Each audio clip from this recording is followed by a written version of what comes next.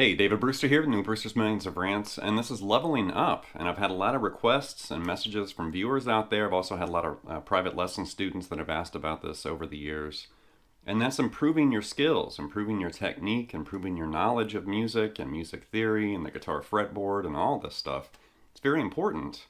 It's also very frustrating because your progress might seem kind of stunted, or like you might feel like you're really making some progress and then suddenly you regress and you go down in ability or technique or something, and it's frustrating. And it's almost like setting up a tent sometimes, where you kind of set up one side and then you move over to the other side, and the side you already kind of propped up falls down while you're focusing on the other side of the tent. So it's this struggle or battle of improving and really focusing and really understanding music. And your progress as a musician might look something like this diagram. Sometimes you might go right to the answer. Sometimes it might feel like you're kind of circling around or going in circles. And then sometimes it might feel like you've made progress and then you suddenly drop back down, and then you have to kind of work even harder to go, back up. Something like this.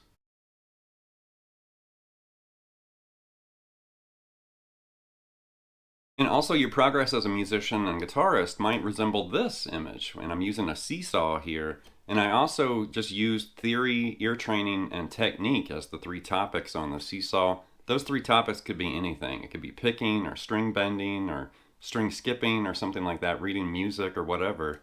But it does seem like when you kind of focus on theory, maybe your technique starts to suffer. And then you focus on technique and then your theory starts to suffer, or your ear training or whatever. Something like this.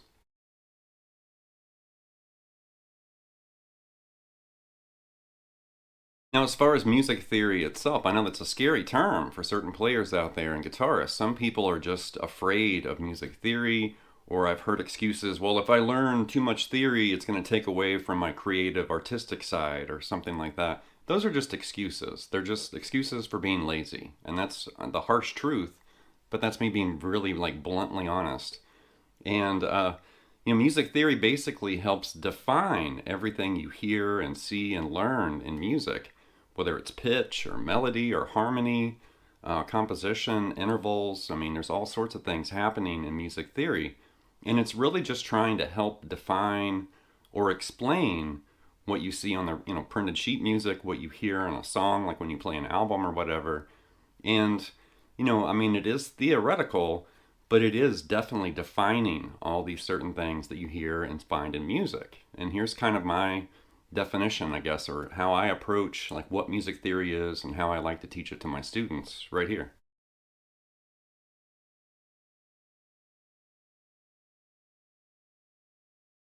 Now, I've had a lot of students in private lessons and also a lot of comments and messages from viewers out there asking about music theory books. Like, what's a good book, to kind of tackle this, or, what's a book that you'd recommend that I buy to study and kind of sharpen my music theory, ability or knowledge.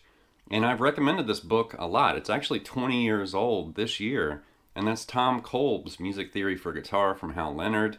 I've recommended this at least a dozen times here on my channel, and here I am recommending this book again. But it's it's definitely like a first year of music theory that you would have at a college or university in a book, and it's specifically written for guitarists. So definitely you got to check this out.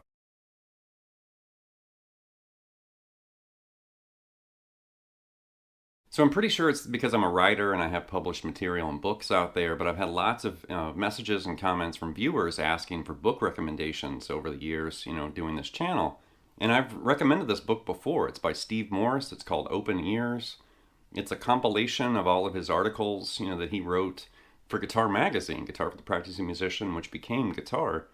But I think there's over 50 essays in this book, and it's just essential. It's one of those inspiring reads where Steve is talking about tone and technique and practicing with the metronome and playing with the band and setting up equipment and dealing with promoters and, bar owners and stuff like that for gigs and stuff just there's so much in this book. It's essential. And I've also noticed in today's world, it seems like it's becoming harder and harder to find. And I do have a fresh copy in my library, but if you haven't read Open Ears, seek out this book and buy a copy. Trust me. I mean, it's worth, I mean, every penny that you'll pay. I think I've seen, online, you can still find this for like 11 or 12 bucks, maybe 13 or something. But just grab it. This book's great.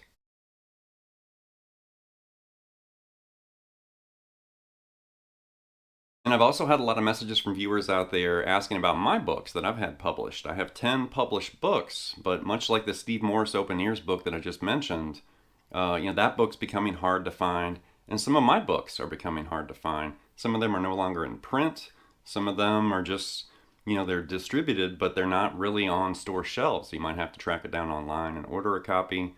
But here's an image with my 10 published books with Hal Leonard, Cherry Lane, and Center Stream Publications.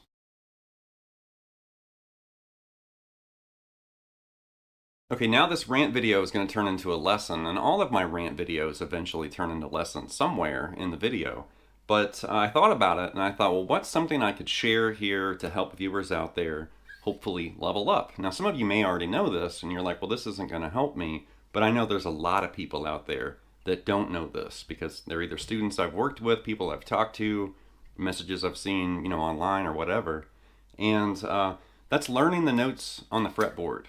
And for some reason, there's a huge population of guitarists out there that just avoid it, they ignore it, they act like it's not important, or they just think of fret numbers. They just think of 5th fret, 7th fret, or whatever, and they have no idea what note or what chord or what scale they're playing. They just kind of follow their fingers. Maybe they're using shapes and patterns. Maybe they're just kind of connecting, fret numbers, 7, 9, 10, or whatever. But it's very important, and it's also maybe not the most exciting thing you're going to do with a guitar in your hands, but it's essential. It's going to show you like where things connect, chords, arpeggio, scales, or whatever. It's going to really turn a light on. So if it feels like things are a little fuzzy, or maybe you just kind of feel like you're in the dark on certain things, this right here will turn those lights on, and you'll start to understand, where the notes on the fretboard are. And most importantly, you'll start thinking about notes, A, B, C, D, E, F, G, instead of 1, 2, 3, 4, 5, 6, 7, or whatever. And here's an image with a diagram showing from the open strings to the 12th fret. Keep in mind, everything repeats after the 12th fret. So technically, you just have to worry about this area right there. And then it just basically, continues or mirrors way up here. So here's the image right here.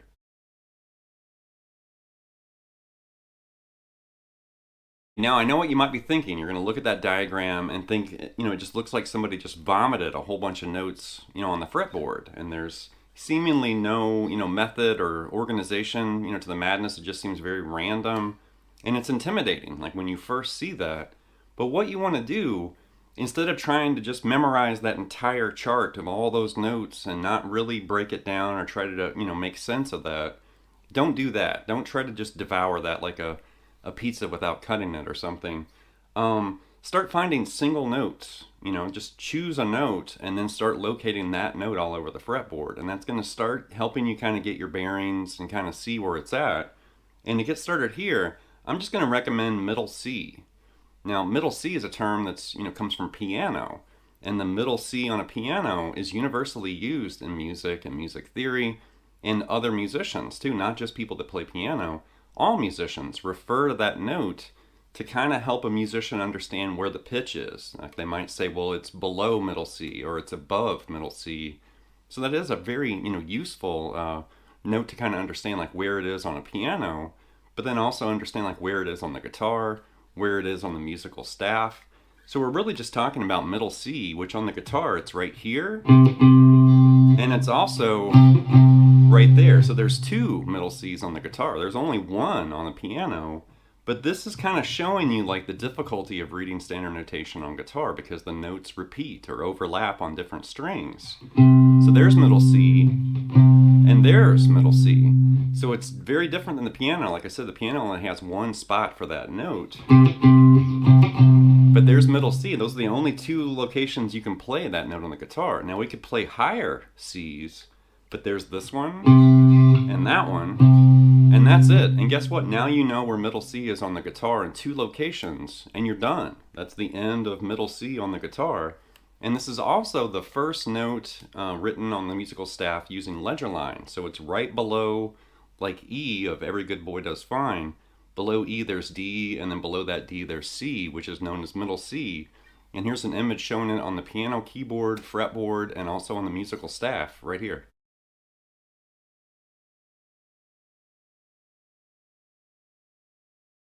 To continue with this mode of thinking, we found middle C right here and right there. So what about the C above middle C? Let's go up an octave, right? And then let's locate that. Now we have 6 strings on the guitar, and there's actually 5 locations where we can find this note. So the C above middle C definitely reveals the problem with reading standard notation on the guitar and why it's so confusing. Because the C we're talking about is not this one, it's this one up there, right? So we could play that C here, we could play it here on the G string, we could play it again on the D string, we could play it again on the A string, we could even play it way up here on the low E string, right? And that's all the same pitch. Those are all C. So if you saw that note written on the musical staff and you didn't have any like fretboard, kind of showing you like what position it might be in or what fret, it might be played on, it's kind of left up to you. Like, well, I don't know which C to play. And then you have to start working on a fingering for whatever it is you're reading. And that's why tablature is so helpful and handy. And I use standard notation all the time, and I use guitar tablature all the time too. Because tablature shows you exactly where you're supposed to play it. And then the notation is showing you exactly what notes you're playing. Also the rhythm, of course, is notated. But in my opinion, you need both. You need standard notation and also tablature. And then using them both together, that really clears up all the confusion for a guitarist. And when you show tablature to a pianist or a violinist or somebody, it's not going to make any sense to them. But for guitarists, bassists, really any fretted instrument, mandolin, banjo, ukulele, or whatever, you can use tablature because obviously it's a fretted instrument. And tablature technically came from lute, which was way before the electric guitar and acoustic guitar and stuff. So it's been around for a long time. So I know there are like educators and musicians out there that kind of turn their nose up at tablature. I use tablature every day, but I use standard notation every day too. And like I just said, I think it's beneficial to learn them both. If you already know how to read tab, then start chipping away and understanding how to read standard notation. If you already know how to read standard notation and you don't really understand tab, then learn tab. Because as a guitarist, we almost do need to use both of those at the same time to really help us zero in and understand what we're supposed to play in a certain song or a solo or whatever. So yeah, standard notation's important, but so's guitar tablature too.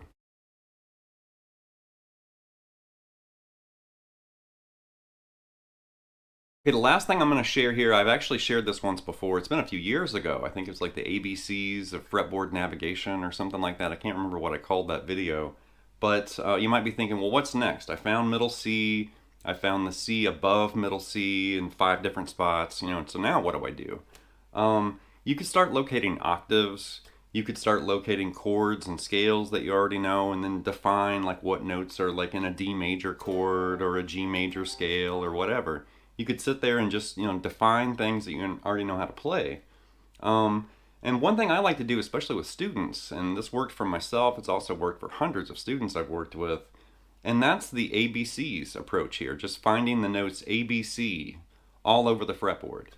And if you've ever played the Guitar Hero games back in the day, like where the fretboard and the notes, were kind of coming at you like that, think of that with this. But we're basically doing that physically on the guitar. It's not on a screen, with a video game. So just go as low as possible, like for the open strings, and start there and just find A, B, C, right? So we already located all those C's, but now we're going to do A, B, and C, right? So there's the lowest location we can play those 3 notes: the open A, fretted B, fretted C, right? And almost like Guitar Hero, start looking like, okay, where's the next A? So we had that, and then grab right here, there's A, B, C, and then start scanning almost like Guitar Hero and go up, there's an A on the low E string, so there's A, B, C. That's the low E, that also means it repeats on the high E, so there's A, B, C. And then just keep scanning, go up, there's an A there on the D string, right? Keep scanning,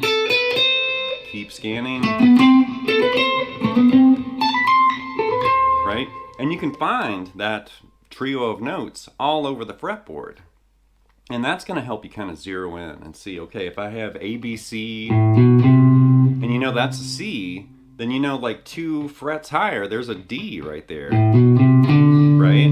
So you're going to slowly start making those connections, and you're going to start looking at the notes on the fretboard. And that simple ABC approach really does kind of help you at least get an idea of where the notes are, and then you can start kind of penciling them in, like, okay, before the A there's a G, or, you know, like I said, after that C there's a D, or where's an E at? And it's going to slowly start to develop, and it's almost like a photo developing. It's going to be real blurry and fuzzy, and then slowly but surely your fretboard's going to come into focus, and you're going to be like, hey, I know exactly where that note is on every string and every location on the fretboard, and that's your goal. Just master that fretboard.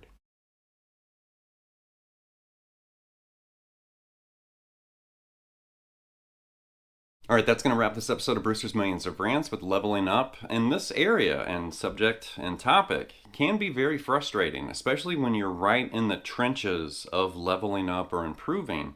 Because sometimes when you're improving as a musician, it might actually feel like you're worsening, or you're getting, worse, or you're not improving. And that's very frustrating. Like, you'll be sitting there practicing something, you're sweating, you're making mistakes, you're forgetting something, you're going to get frustrated at some point. But that's really your body or your mind's way of making progress. The sweat, that's important. If you're sweating, that means you're working on something. If you're sitting there and you're not sweating and you're just playing like Back in Black over and over, or something that you already know how to play, you're not actually practicing. You're just kind of going through the motions and doing things you can already do. Practicing is when you're approaching or attacking something that you can't do, or that something that you don't understand. And that's when the sweating kind of comes into it, where you're going to be sitting there like, wow. I mean, you might even walk away with a little bit of a headache, like, wow, okay, I'm really focused on what I'm doing. And take breaks, like focus on something very intensely for a half an hour or an hour, take a break, and then maybe come back and grab your guitar and just jam, just play, have some fun. But know that there's a big difference between working and practicing and kind of goofing off and jamming, and I love goofing off and jamming. Don't get me wrong. That's my favorite activity with a guitar, is just being free and loose. But also, I do love the technical side of practicing, pushing myself, pushing my technique. And with some of this stuff, your technique might actually suffer because maybe you're focusing, you're reading a lot, maybe you're kind of visualizing things in your mind. Because some of this stuff isn't really hands-on, like practice. Some of it's up here, like in your mind, and you're memorizing and remembering, recalling things. And so you might be thinking, well, hey, this isn't going to help me with my sweeps or my 64th notes or whatever. But no, that's not what this is. This isn't about shredding. This is about music and learning how to become a musician and start using the terms and terminology, and most importantly, those note names. You're thinking about notes and not numbers or fretboard, fret locations. And this is hard. Definitely, I'm not trying to step on anybody's toes out there or call anybody out. I'm just sharing this, saying, hey, there's a whole world of music just waiting for you, but you have to kind of open that door and walk toward it and kind of move toward that goal or some of those ideas. Because if you ignore it and you don't practice it, you never think about it, obviously that door is going to remain closed, to you forever. So if it feels like you're kind of stuck in a rut, maybe you're playing the same licks, the same songs, the same solos, and you're kind of bored with the guitar, tackle this stuff. Trust me. I mean, it may not be that exciting compared to an Yngwie solo or something, but it's very important. I mean, it's the way of music or whatever. It's the world of music, the terminology, thinking about notes, thinking about theory, thinking about the fretboard, and then eventually thinking about the musical staff and pitches and rhythms and stuff like that. I mean, that's basically what musicians do. So do you want to be a guitar owner, or do you want to be a musician? Because for me, I've always just wanted to be a musician. I mean, I'm kind of nerdy about this stuff, and I always have been, because I knew there were things I didn't know that musicians were talking about, or I'd see in a book or something. And it's like, hey, I want to know what this is, or I at least want to try to understand what this is. And that's just me. Maybe you're not like me. Maybe you don't care, and you're like, I don't care, Phrygian from whatever. But for me, it was like, no, I want to know what that Phrygian is, or what this is, or that is. And there's only one way to kind of acquire that information or kind of boost that part and level up that part of your musicianship. And that's by hitting the books and sweating it out and working on this stuff. Music theory definitely will show you the way. So anyway, leave some feedback and comments. Please subscribe to Night Lessons, and I'll be back before you know it with more content and material. Thank you.